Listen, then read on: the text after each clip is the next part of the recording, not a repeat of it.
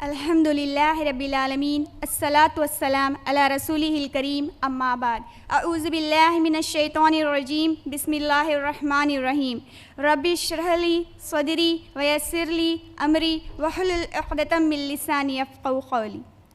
آج کے اس اجتماع میں میں آپ تمام کا اسلامک طریقے سے استقبال کرنا چاہوں گی۔ السلام علیکم ورحمۃ اللہ وبرکاتہ، جس کے معنی ہے اللہ سبحانہ و تعالیٰ کی آپ تمام پر سلامتی، رحمتیں، برکتیں نازل ہو۔ انشاءاللہ آج جو عنوان میں آپ تمام کے سامنے رکھنے کی کوشش کروں گی وہ ہے میک اپ۔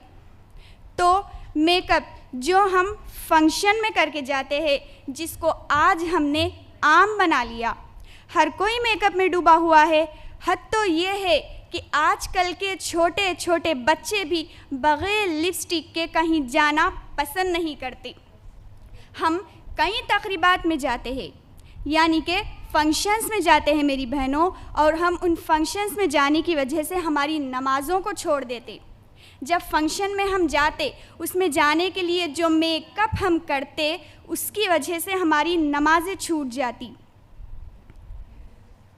فنکشن ہال کو ہم جا رہے، ہماری عشاء بھی چھوٹ رہی، ہماری مغرب بھی چھوٹ رہی، کیونکہ جو ہمارا میک اپ ہے نا وہ خراب ہو جاتا۔ اس میک اپ کا ہم بہانہ بنا دیتے ہیں، اللہ اکبر۔ اور ہماری مغرب عشاء کیسے چھوٹی؟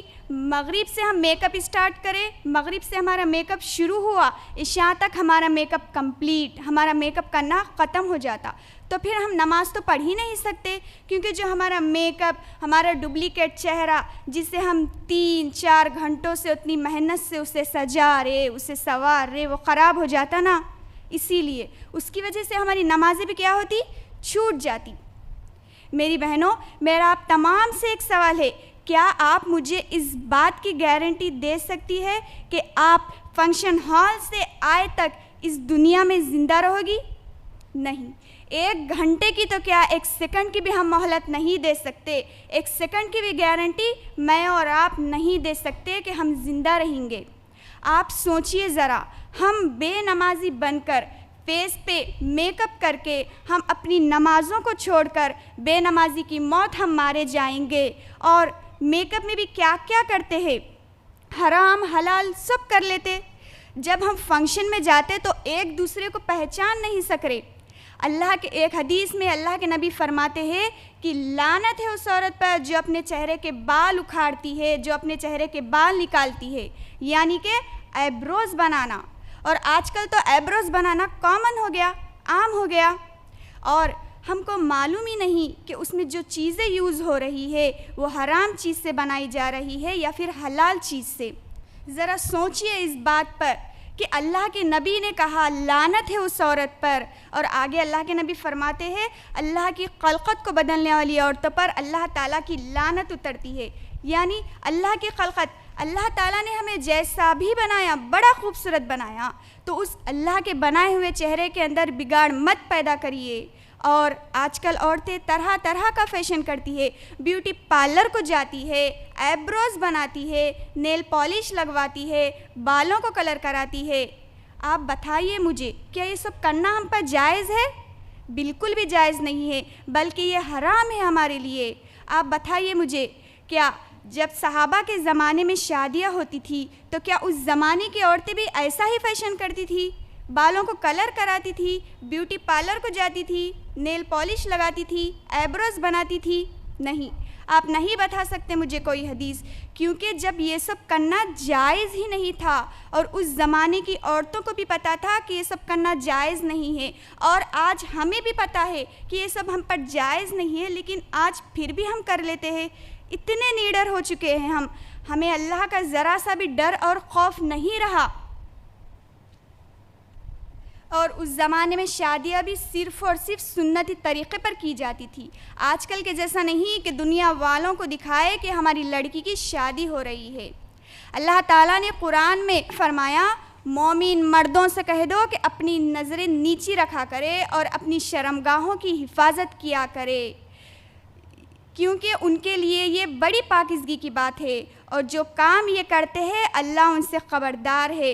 مومن عورتوں سے بھی کہہ دو کہ وہ بھی اپنی نظریں نیچی رکھا کرے اور اپنی شرمگاہوں کی حفاظت کیا کرے اور اپنی آرائش یعنی زیور کے مقامات کو ظاہر نہ ہونے دے، اور جو ان میں سے کھلا رہتا ہو اپنے سینوں پر اوڑھنیاں اوڑھے رکھو۔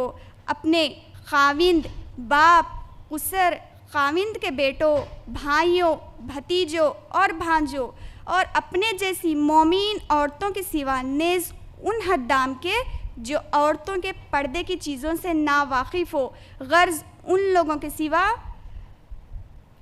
کسی پر اپنی زینت اور سنگار کے مقامات کو ظاہر نہ ہونے دو، اور اپنے پاؤں کو زمین پر زور سے نہ مارو تاکہ چھنگار کانوں تک جا پہنچے اور ان کا پوشیدہ زیور ظاہر ہو جائے۔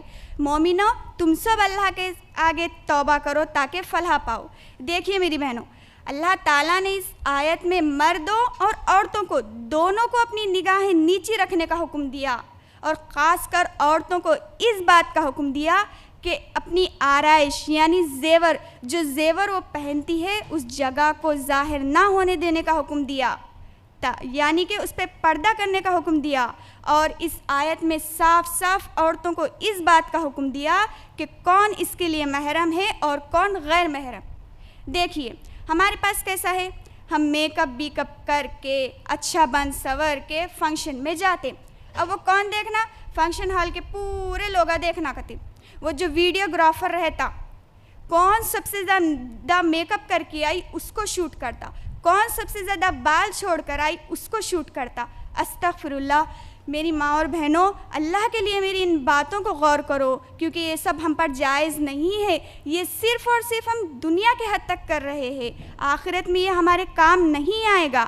اللہ کے نبی فرماتے ہیں تمہارا بدن بالغ ہونے کے بعد مکمل پردہ ہے۔ اللہ کے نبی نے کیا کہا؟ تمہارا بدن بالغ ہونے کے بعد کیا ہے؟ مکمل پردہ۔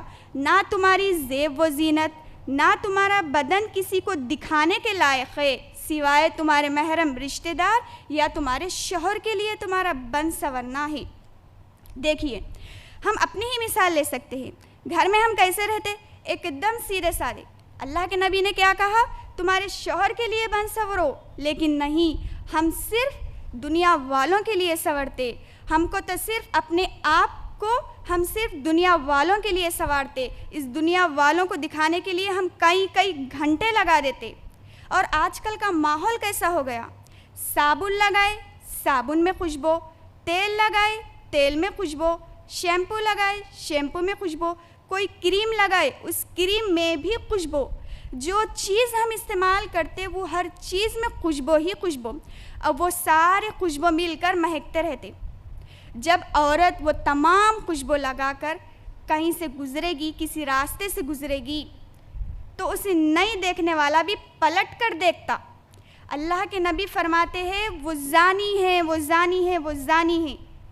ذرا غور کریے میری بہنوں، کس کی زبان سے نکلا؟ اللہ کے نبی کی زبان سے نکلا، اور اللہ کے نبی کسی پر تہمت نہیں لگاتے، انہوں نے ایک بار نہیں بلکہ تین بار کہا کہ وہ زانی ہے، وہ زانی ہے، وہ زانی ہے۔